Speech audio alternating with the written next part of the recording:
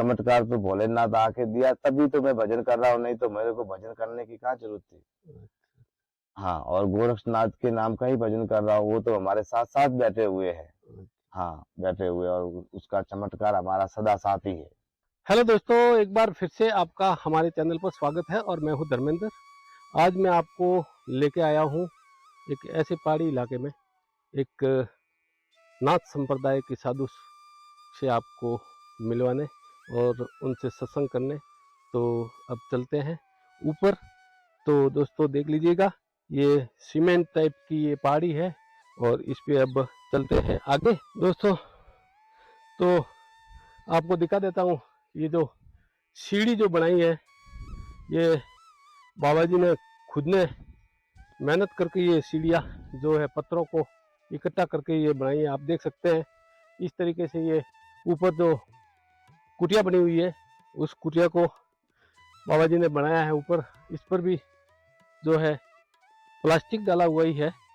तो चलते हैं ऊपर और ऊपर चल के मैं आपको दिखाता हूँ। तो दोस्तों फाइनली हम पहुँच चुके हैं उस कुटिया के ऊपर, और यहाँ जो नाथ जी, अभी मैं नाम तो नहीं जानता लेकिन पूछेंगे उनसे। तो नाथ जी की ये कुटिया, और मेरे पीछे आप देख सकते हैं ये बड़ी ऊंची ऊंची पहाड़ी, और जो कुटिया है उसको भी मैं आपको दिखा रहा हूँ।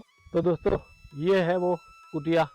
बाबा जी यहाँ इतनी ठंड में क्या मालूम किस तरीके से रहते हैं, तो वो भी मैं आपको बाबा जी से मिल के ही बात करूँगा।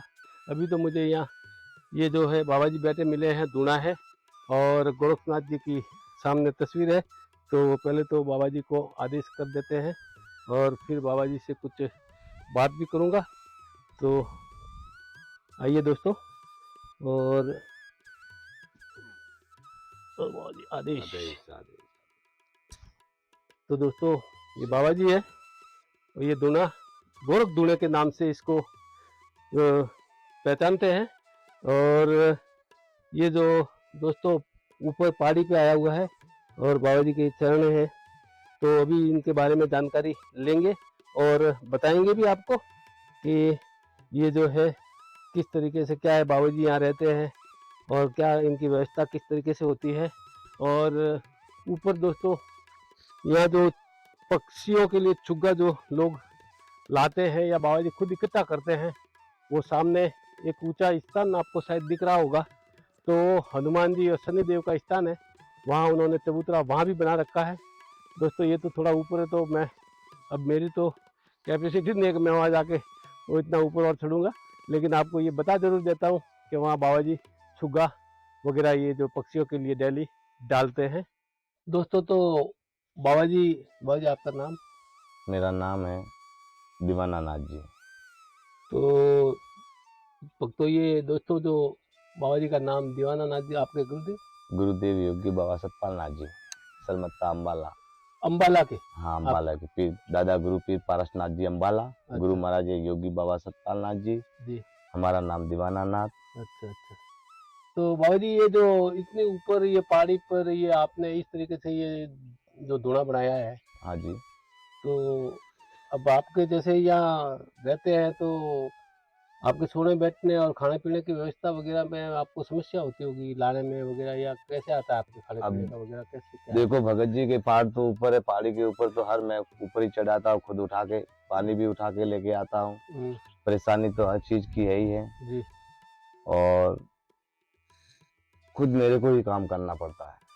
नहीं, मैंने अभी जो यहाँ सुना, तो ये जो ऊपर चढ़ने के लिए जो ये सीढ़ियाँ जो बनाई है पहाड़ी के ऊपर, मैं भी थोड़ा थक गया था। हाँ जी। तो वो भी आपने हाथ से बनाई क्या? हाँ जी, ये जो नीचे से लगाकर सीढ़ी बनाई है, ये कच्ची मैंने बनाई है, हाथ से ही बनाई है। एक दो मजदूर किया था, उसके सहयोग से ये धीरे धीरे ऊपर तक मैं लेके आया हूँ सीढ़ी। फिर ऊपर ला के यहाँ जेसीबी लाया, जेसीबी ला के इस पहाड़ को पूरा एकदम संपल करवाया। अच्छा। और फिर इसे इधर से वो रास्ता जेसीबी का भी चालू अभी करने वाले भगत नहीं है। अच्छा। नहीं तो वहां से रास्ता भी ऊपर लाने का है, सीढ़ी भी ये भी बनाने की है। और ये कच्ची कुटिया है, 9 साल से है, और अभी इसी को भी पक्का करना है। और बाकी यहाँ सब मैं खुद, कठिन बहुत पड़ता है। आप छत के आए होंगे तो देखो कितना रास्ता है। तो बाजी जो आपके जो ये पंथ है, ये नाथ संप्रदाय है, हाँ जी, नाथ संप्रदाय में ये कौन सा पंथ आता है आपके? हमारे नाथ संप्रदाय में पंथ आता है, हमारे दादा गुरु जी हैं पीर पारसनाथ जी अम्बाला। नहीं तो वो जो पंथ पंथ है हमारा आए अपन का नटेश्वरी पंथ है। नटेश्वरी पंथ है। हाँ जी, नटेश्वरी है। तो बाबा जी आपको एकदम से यूँ साधु बनने का विचार कैसे आ गया? मैं शादीशुदा था। अच्छा अच्छा हाँ जी, जी।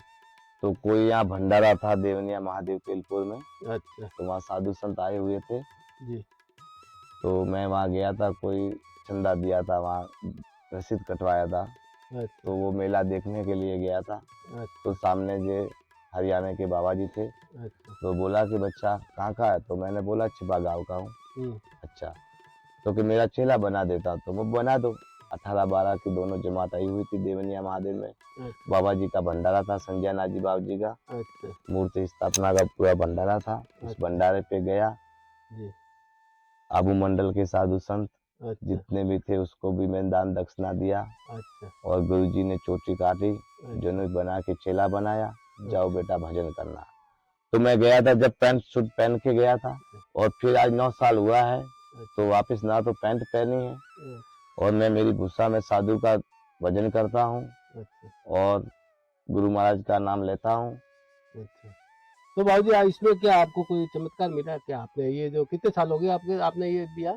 ये 8-9 साल हो गए। 8-9 साल में आपको कुछ इस संन्यास लेने के बाद में कुछ ऐसे अनुभव हुए क्या? कोई घटना ऐसी कि भाई मुझे आध्यात्मिक लाइन में कि भाई अभी देखो भाई, पहले तो मैं सब कुछ कर्म करता था। अच्छा पहली बात तो हुआ, मैंने नशा पता गलत व्यसन छोड़ दिए, जी गलत किसी का करता नहीं, अच्छा और गलत सुनता नहीं हूँ। और बाकी है तो मैं 8-9 साल से भजन करता हूँ। मेरा गुरु गोरक्षनाथ जी मेरे को यहाँ तक पहुँचाता है। आरती भेंट पूजा जो देना हो तो इनके अलावा किसी के आगे हाथ फैलाते नहीं है।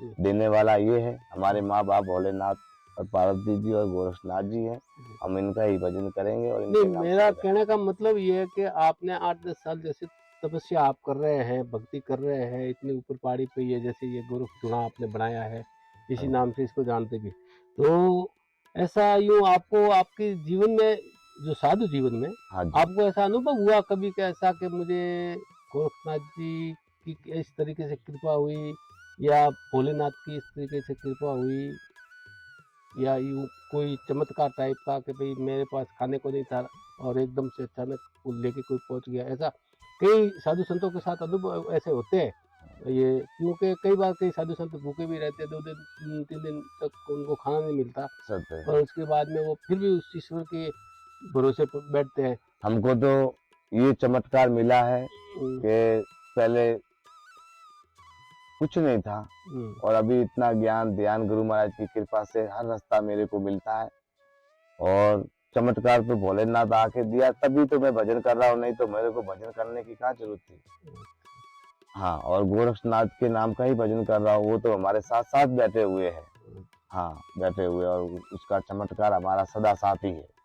तो बाबूजी आप अभी जो अपना जो ये वीडियो देख रहे हैं, हाँ जी, तो आप इन भक्तों को जो देखने वाले हैं उनको क्या कहना चाहोगे? मैं तो ये कहना चाहूंगा प्रभु, मैं भी यहाँ कच्ची कुटिया पे बैठा हुआ हूँ पहाड़ी के ऊपर, तो भगत को तो ये कहना चाहता हूँ सबको, हमारे जितने इंडिया के भगत हैं, जितने हमारे राम के भगत हैं, सनातन धर्म वाले हैं, मैं तो ये कहना चाहूंगा कि पैसे भगत उस जगह लगाओ जिस जगह पे जरूरत होए वो। और अभी हमारे यहाँ जरूरत है, क्योंकि हमारा कबूतर चौतरा हनुमान जी शनि महाराज हाँ का वो तो मंदिर भी मैंने है, वो तो दिखा दिया तो अभी। वहाँ भी हमारे जानवरों को चक डालना पड़ता, तो वहाँ भी कच्चा है। अभी ये कुटिया भी कच्चा है, तो भगत भावी को मैं तो ये कहूंगा कि भगत भावी की आपको परमात्मा भगवान ने दिया है, कुछ कर्म करना है और अच्छा करना है, तो ऐसी जगह धर्म करो ताकि आपको लगे उससे कि हमारे को पैसे चाहिए नहीं, हमारे को पैसों से मोह नहीं, हमारे को तो खुद आओ भगत और खुद पैसे डाल के कुटिया डाल के आप कुटिया बनाओ, और बनाएगा तो हम तो साधु, आज है कल कौन आएगा, कौन भजन करके जाएगा। तो ये तो और बाबा जी सबसे लास्ट में मैं ये आपसे एक सवाल पूछना चाहूँगा कि ये जो परमात्मा की भक्ति हम ग्रस्त कैसे करें? ये काफ़ी सवाल करते हैं लोग, हाँ, तो हम कैसे करें? हमको क्या करना चाहिए? एक भजन में तो सत्य बात है कि घर बारी सबसे बड़ी भगती है। घर बारी को ये करना चाहिए, घर बारी में पहला सुख घर पे संपत्ति, दूसरा सुख निरोगी काया, तीसरे नंबर माया। तो पहला घर बारी को यही करना चाहिए, सबसे बड़ी यही भक्ति है। परिवार को इकट्ठा लेके चलो और घर पे भी राम का नाम आप ले सकते हो।